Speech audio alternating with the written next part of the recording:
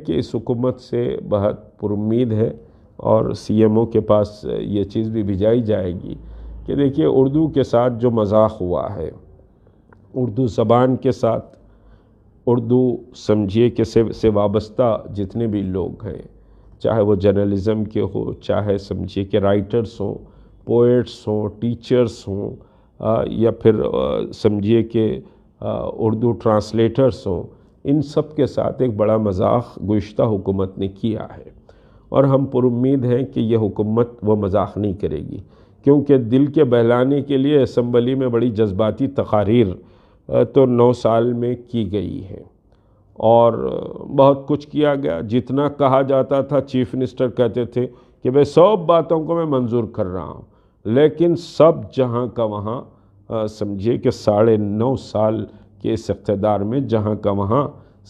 मुसलमानों के मसाइल रहे, उन सारे मसाइल को मैं गिनाना नहीं चाहता, क्योंकि अब उन मसाइल को हल करने के लिए हम पुरुम्मीद हैं। तो अब वो मसाइल को गिनाना कोई मसला नहीं है, किसको बताना है, क्या बताना है, वो हम अच्छी तरह जानते हैं। कर रहा था कि उर्दू इंतहाई अहम मसला है।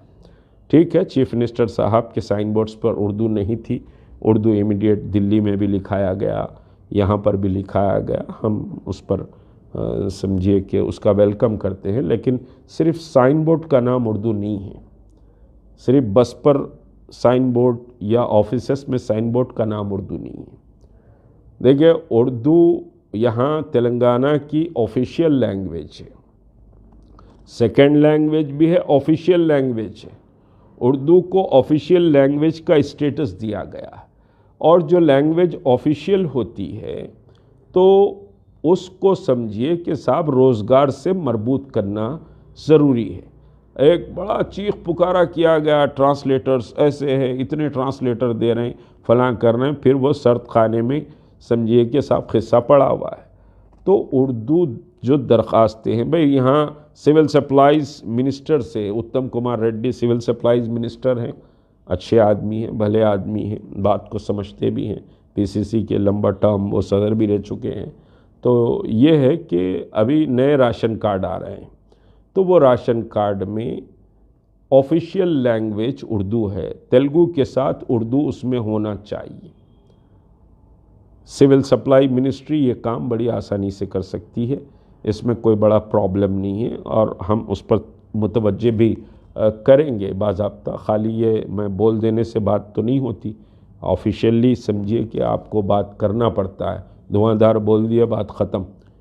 खुश हो गए, काना खुश हो गए, उम्मत बोली क्या बोले भाई, तो बात वैसा नहीं होती, काम कराने के तरीक़े होते हैं। तो हमारी गुजारिश है कि जो राशन कार्ड हैं वो राशन कार्ड में भी उर्दू आनी चाहिए, मी सेवा में भी उर्दू ट्रांसलेटर बैठना चाहिए, उर्दू ट्रांसलेटर का स्पेस निकालना चाहिए।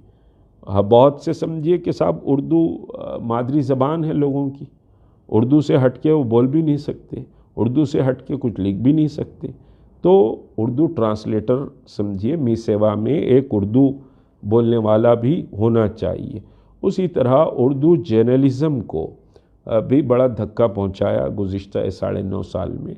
तो उर्दू जर्नलिस्ट का भी एक स्पेस इस गवर्नमेंट को